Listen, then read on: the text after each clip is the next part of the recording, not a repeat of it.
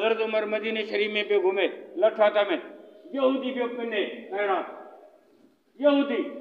खैरात पियो पिने हज़रत उमर की गल अरे केर आई चीज़ी यहूदी छो करी चीज़ी पिना पियो छो चीज़ी इस्लामी गवर्नमेंट जो असांजे मथां टैक्स रखल आहे गैर मुसलमान जे मथां आउं कोड़ो थी वियो आहियां हाणे मूं में कमाई आहे मज़दूरी करण जी ताक़त कोन्हे किथां आऊं खां किथां बचनि खे खारायां किथां गवर्नमेंट जो टैक्स ॾियां पोइ पिनी थो पूरी करियां पर हज़रत उमर रण कई चई उमर अलाह खे जवाबु कहिड़ो ॾींदे जेसीं ही जवान हो तेसीं हिन जी कमाई मथां तव्हां टैक्स वठी हुकूमत हलाई अॼु जॾहिं कोड़ो थियो आहे तॾहिं तव्हां हिनखे पिनण ते मजबूर कयो आहे चई तूं पंहिंजो नालो बैतुल माल में दाख़िल करे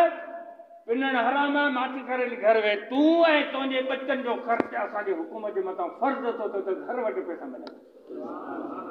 भले यहूदी हुजे भले गैर मुस्लिम हुजे पर इस्लाम छा थो चवे त इन जी बि बुख बर्दाश्त न करियो इन जे बि बुख जो दरवाज़ो बंदि करियो